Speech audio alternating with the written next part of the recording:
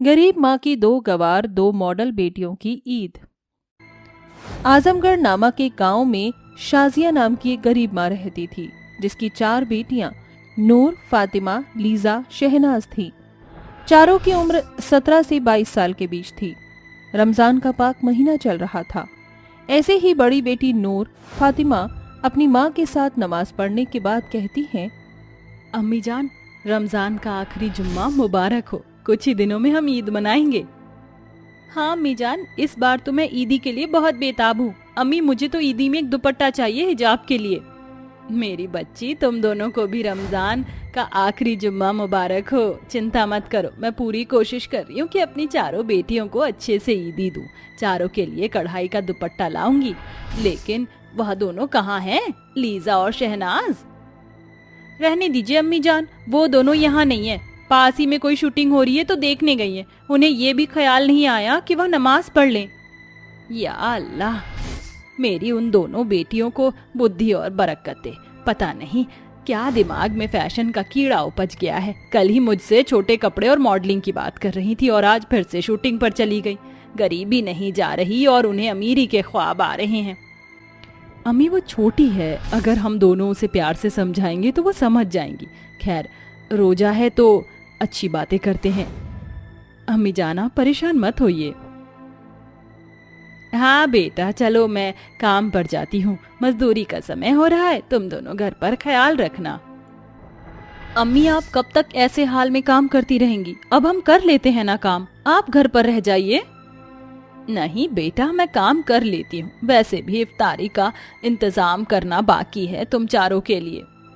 ऐसा कहकर शाजिया कुल्हाड़ी लेकर जंगल की ओर जाती है और मेहनत से लकड़ी काट कर लकड़ी वाले को बेचती है।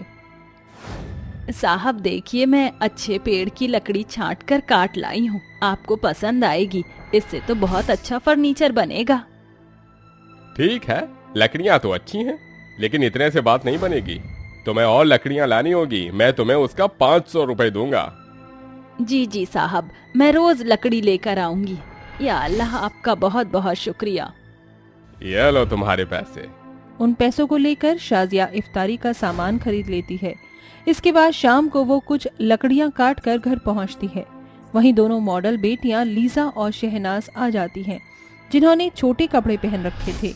ये देखकर शाजिया कहती है, या अल्लाह, ये तुम दोनों ने क्या हिमाकत कर रखी है, मुझे तो समझ नहीं आ रहा।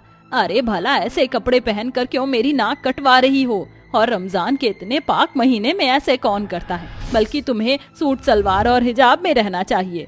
ओह प्लीज अम्मी जान, ये सब हमारे बस की बात नहीं है। सूट सलवार हिजाब, अरे और भी मुस्लिम लड़कियां हैं जो इतना फैशनेबल रहती हैं। और आपको पता है, अभी हम जिस शूटिंग से आ रहे हैं ना, वहाँ पर जोया नाम की एक लड़की थी, क्या गाउन पहना था उसने। अम्मी, कमाल की एक्ट्रेस है वो, हम भी उसी की तरह बनना चाहते हैं। लीजा, शहनाज, ये क्या हिमाकत है अम्मी से इस तरह बात करने की? वो तुम्हें समझा रही हैं। तुम्हें ये तो पता है कि रमजान खत्म होने वाले हैं, तो कुछ दिन अच्छे से रोजा कर लो, दुआ पढ़ लो, कुरान पढ़ लो। फैशन तो रमजान के बाद भी हो सकता है। बस बहुत हो गया बाजी, अब मत बोलो। हम तो अपने मन की करेंगे। आसपास की लड़कियां इतनी फैशनेबल रहती हैं, मॉडर्न बनकर। और वैसे भी जो हमने पढ़ाई की है ना, उसको आपकी तरह बर्बाद नहीं करेंगे सलवार सूट पहनकर घर में रहकर। अम्मी, हमें तो इस ईद पर महंगे महंगे कपड़े चाहिए, तो कम से कम हमें 3-4 हजार रुपए दे देना। या अल्लाह, इतनी गरीबी में जहाँ तुम्हारी माँ बड़ी मुश्किल से 2 वक्त की रोटी पका रही है, मेहनत मजदूरी कर रही है, वहाँ तुम्हें इतने महंगे कपड़े चाहिए? अरे कम से कम अपनी दोनों बड़ी बहन का तो सोचो। कभी कुछ नहीं मांगती और तुम्हारी फरमाइश है कि बंद ही नहीं होती। अम्मी जान, बस आज के लिए इतना खलिश बहुत है। अब कुछ खाने को भी दे दीजिए। आपने रोजा रखा है, लेकिन हमने तो नहीं रखा ना। पर हमें फिर भी भूख लग रही है, सुबह से शूटिंग में थे। शहनाज, बोल तो तुम ऐसे रही हो जैसे तुम शूटिंग करके आई हो। शहनाज, सुधर जाओ। ये याद रखना, अल्लाह के पाक रमजान में अल्लाह सिर्फ उसी की सुनता है जो अपने माता पिता की कद्र करता है। बस बंद करो तुम सब आपस में लड़ना। चलो, इफ्तारी का समय हो गया है, और हाँ, तुम दोनों को भी दुआ पढ़नी है। शाजिया की बात सुनकर उसकी चारों बेटियां दुआ पढ़ती हैं, फिर एक साथ रोजा तोड़ इफ्तारी करती हैं। ऐसे ही कुछ दिन गुजरते हैं, जहां उसकी मॉडल 2 बेटियां शहनाज और लीजा पास के क्लब में जाकर डांस करती हैं। शराब का सेवन करती हैं। ये कोई यहाँ नच नचे, कोई वहाँ नच नचे, औआ औआ तुमसे है प्यार, तुमसे है प्यार, औआ औआ।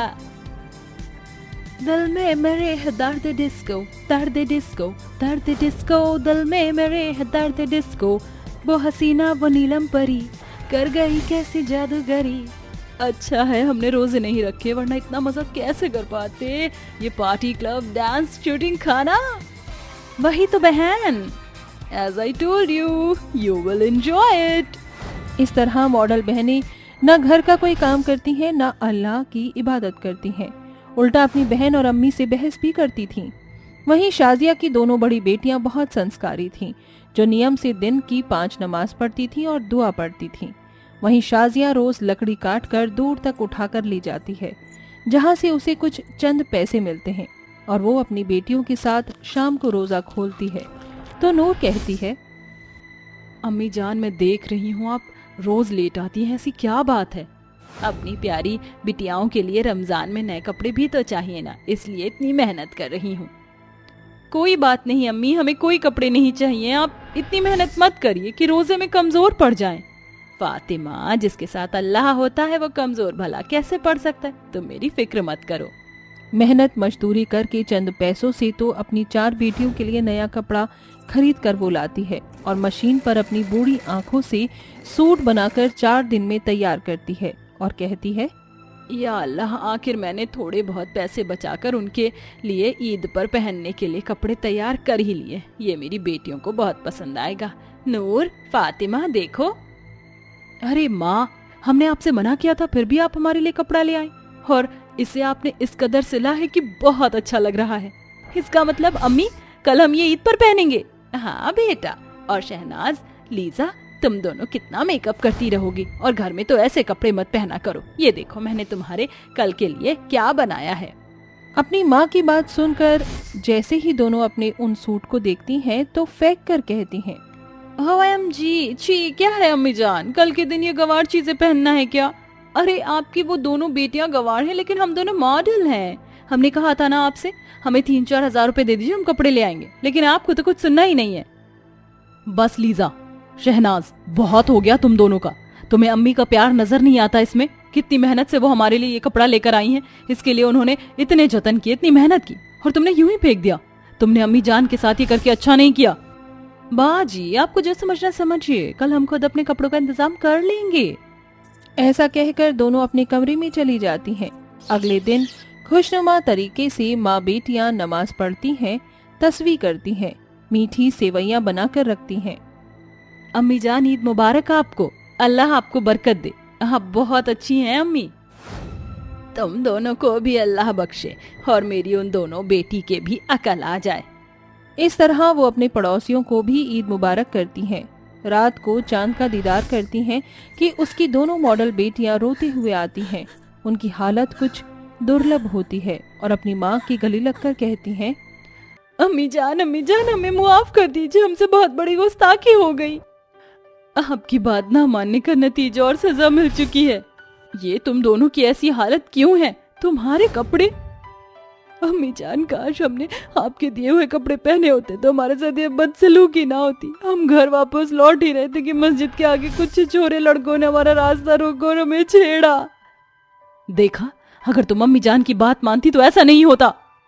बाजी, हमने आपकी बात भी नहीं मानी, उल्टा बहस की, हमें माफ कर दीजिए। आओ कपड़े बदल लो, जिन लड़कों ने तुम्हारे साथ ये हिमाकत की है उन्हें तो अल्लाह सजा दे ही देगा।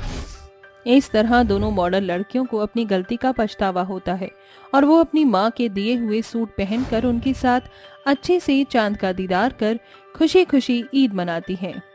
वर्षा सोफे पर बैठकर मजे से नारियल पानी पी रही थी, वहीं नैना जमीन पर पोंछा लगा रही थी। तभी पेट में खिंचाव होने के कारण नैना सोफे पर बैठ जाती है। इस पर वर्षा घिन्न भरी नजरों से नैना को घूरती हुई बोली, अरे ओ काली चुड़ैल, तेरी हिम्मत कैसे हुई मेरे पास आकर बैठने की? चल उठ इस सोफे से। मैं नहीं चाहती कि तेरे कालेपन की परछाई मेरी प्रेगनेंसी पर पड़े। जेठानी जी, मैं भी तो प्रेग्नेंट हूँ, फिर आप मेरे साथ इतनी बेरुखी क्यों दिखा रही हैं? तू ऐसे नहीं मानेगी, तेरी अकड़ तो माँ जी छुड़ाएंगी। माँ जी, माँ जी कहाँ हैं आप? अरे क्या हुआ मेरी प्यारी बहू, ऐसे हालात में चिल्लाना सही नहीं, बच्चे पर बुरा असर पड़ता है। वर्षा बड़ी चालाकी से अपनी सास से एक की चार लगाती है और शीला गरीब गर्भवती बहू के बाल खींचकर कहती है, क्यों री काली करमजली, तुझे कहा है ना वर्षा बहू के आगे पीछे मत घुमा कर, तुझे समझ नहीं आता? तू पोछा लगाना छोड़कर सोफे पर बैठी कैसे? माँ जी मेरे पेट में दर्द उठा, जब मुझसे दर्द बर्दाश्त नहीं हुआ तो मैं सोफे पर बैठ गई। बंद कर ये बहाने, चल अब जल्दी से काम पर लग जा। और वर्षा बहू तू कमरे में चल, मैंने फल काट दिया है, वो खा ले।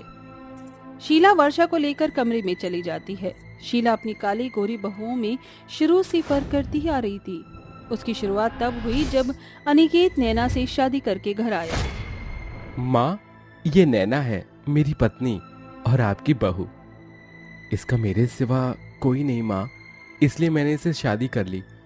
नैना दिल की बहुत अच्छी है माँ, आप मुझसे और नैना से नाराज तो नहीं? अरे मेरे लाल तू खुश है, मुझे और क्या चाहिए। आ जा नैना बहू। नैना को अपनाना शीला का अनिकेत के आगे रचा एक ढोंग था। असल में नैना का काला रंग देखकर सास का खून खौल उठा था। अनिकेत नैना को लेकर कमरे में चला गया और शीला की बड़ी बहू वर्षा ने कहा, माँ जी आपने कुछ कहा क्यों नहीं? इस काली देवरानी को घर में घुसने भी क्यों दिया? बड़ी बहू ये मेरी दूर की सोच है, 2 दिन बाद अनिकेत शहर चला जाएगा, फिर मैं इस जली उपली पर इतने जुल्म ढाऊंगी कि ये भाग जाएगी। नैना के 2 दिन तो अच्छे बीते, मगर अनिकेत के जाने के बाद बेचारी बहू पर हर एक दिन भारी पड़ने लगा। कीर्ति और शीला उसे हर दिन सताती।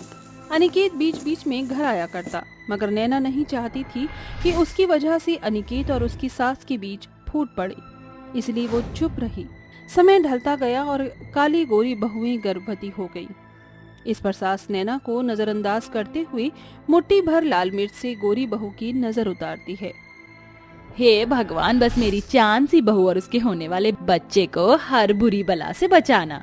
क्या बात है माँ, बड़ी खुश लग रही हो।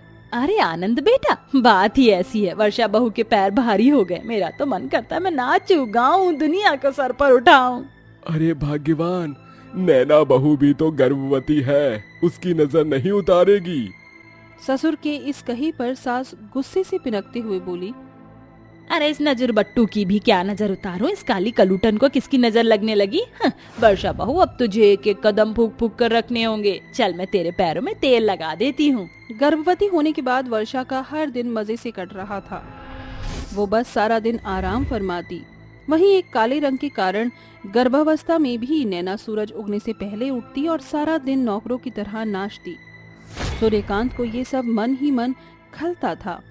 उसने कई बार शीला को समझाने की कोशिश की, मगर शीला ने उसकी एक नहीं सुनी। एक दिन शाम को शीला बाजार से बहुत सारे फल और काजू बादाम लेकर घर लौटी। नैना, अरे ओ नैना। आई माँ जी। क्यों री मरजानी, पैरों में क्या मेहंदी लगा रखी है, इतना धीरे धीरे क्यों चल रही है? वो माँ जी की आशा ने कहा था कि गर्भवती औरतों को धीरे चलना चाहिए। अरे बंद कर अपनी बड़बड़, हरे संतरे छिलकर इसका जूस बनाकर बड़ी बहू के कमरे में ला। माँ जी 2 संतरे और दे दीजिए ना, मैं अपने लिए भी जूस बना लेती हूँ, वो मुझे खाना फीका लग रहा है। नैना के इस कहे पर शीला ने बड़ी सख्ती से उसे फटकारते हुए कहा, तुझे खाना फीका लग रहा है या तीखा? मैंने उसका ठेका नहीं लिया। अगर तू सुंदर होती तो मैं तेरे भी नाज उठाती, मगर तू तो ठहरी काली। फिर तेरे बच्चे पर खर्च करने का कोई फायदा नहीं, क्योंकि वो भी तेरी तरह पक्का रंग लेकर ही पैदा होने वाला है। अपनी सास के फर्क को जानकर नैना अपने पेट को सहलाते हुए फूट फूट कर रोती रही। मेरे बच्चे, तू अपनी माँ को माफ कर देना, मेरे काले रंग की सजा तुझे भी भुगतनी पड़ रही है। नैना जूस लेकर अपनी जेठानी के कमरे में आती है, जहाँ उसके आगे काजू बादाम की बर्फी रखी थी। उसे देख नैना के मन में भी लालच उठा, जिसे देखकर वर्षा नैना को चिढ़ाते हुए बोली, क्या हुआ मेरी काली देवरानी, बर्फी चाहिए? अरे रे रे रे रे रे, मगर अफसोस ये बर्फी तुम्हें नहीं मिलेगी। अरे ओ कल्लो, यूं घूर घूर कर मेरी बहू के खाने पीने में नजर क्यों गड़ा रही है, चल भाग यहाँ से। ऐसे ही समय ढलता जाता है। एक एक महीने करके गुजरते दिनों के साथ काली गोरी दोनों बहुएं गर्भावस्था के 7वें महीने में कदम रखती हैं। तभी कीर्ति नैना को परेशान करने की साजिश बुनती है। 2 दिनों से मैंने अपनी काली देवरानी को परेशान नहीं किया, आज तो इसे जमकर काम कराऊंगी। माँ जी, मुझे ना खट्टी कढ़ी और चावल खाने का बड़ा मन है। तो इसमें कौन सी बड़ी बात है बहू, तू ठहर, मैं जाकर उस काली कमली से कड़ी बनाने के लिए बोल देती हूँ। सास सोफे से उठकर रसोई में आती है जहाँ नैना बर्तन मांज रही होती है। क्यों रे काम चोर, तू अभी तक बर्तन घिस रही है? ये बर्तन छोड़ और झटपट से कड़ी चावल बना दे। ठीक है माँ जी। नैना कड़ी चावल बनाकर वर्षा को परोस देती है। वर्षा बहू, गर्मा गर्म कढ़ी चावल खा ले। माँ जी, थोड़ी सी कढ़ी चावल मैं भी खा लूँ क्या? बिल्कुल भी नहीं, तू ये ताजा खाना खा लेगी तो रात का बचा हुआ बासी खाना क्या तेरा बाप खाएगा? ये सिलसिला ऐसे ही चलता रहा। जहाँ शीला अपनी गर्भवती गोरी बहू को फल, काजू, बादाम और घी में चुपड़ा खाना खिलाती, वहीं नैना को रूखी सूखी रोटी खाकर ही रहना पड़ता है। इसी फर्क के साथ वर्षा और नैना 9वें महीने में आ गई। देखना ये था कि क्या ये फर्क आगे भी चलेगा या सास को गलती का एहसास होगा। एक शाम सूर्यकांत और आनंद वर्षा के होने वाले बच्चे के लिए ढेर सारे खिलौने लेकर घर आते हैं। सूर्यकांत कुछ खिलौने लेकर नैना के पास जाने लगा। अरे तुम कहाँ जा रही हो? नैना बहू भी तो गर्भवती है, कुछ खिलौने उसके कमरे में भी तो होने चाहिए। कोई जरूरत नहीं है उस नजर बट्टू निखट्टू को खिलौनों की, लाओ ये सब। ऐसा कहकर शीला ने सारे खिलौने सूर्यकांत के हाथों से छीन लिए। सूर्यकांत का मन शीला के फर्क में सारी रात खुलता रहा, जिसका कभी सवेरा नहीं हुआ। सब कुछ भूलकर शीला ने गोद भराई की रस्म रखी। वर्षा बहू, आज शाम को तू गोद भराई में ये साड़ी पहनना। सॉरी माँ जी, मगर ये साड़ी नहीं पहन सकती मैं, और आप मुझसे दूर रहिए क्योंकि माँ ने कहा था कि प्रेग्नेंट लेडी पर विधवा का परछावा पड़ना अच्छा नहीं। और रही बात गोद भराई की, तो आप अपने कमरे में ही रहना। वर्षा की इस बात से सास को बड़ा धक्का लगा और वो फूट फूट कर रोई। तभी नैना गोद भराई की बीच से उठकर सास के पास आई। चलिए माँ जी, मैं चाहती हूँ कि मेरी गोद भराई सबसे पहले आप करें। मगर मैं तो विधवा हूँ। माँ जी, सबसे पहले आप माँ हैं और एक माँ का साया पड़ना गर्भवती औरत के लिए सबसे शुभ शगुन है। शीला ने नैना की गोद भराई की और फूट फूट कर रोते हुए बोली, बहू मुझे माफ कर देना, मैंने तेरे रंग के कारण न तुझे बल्कि तेरे पेट में पल रहे बच्चे को भी ठुकरा दिया। और जिस बहू पर जान छिड़कती रही उसने मुझे क्या कुछ नहीं कहा। माँ जी, बीती बातें भूल जाइए और मुझे और मेरे होने वाले बच्चे को आशीर्वाद दीजिए। उस पल वर्षा का सर शर्म से गड़ा हुआ था। अब शीला का ध्यान अपनी एक बहू पर नहीं बटा रहता, बल्कि अब उसके लिए दोनों बहुएं बराबर थीं।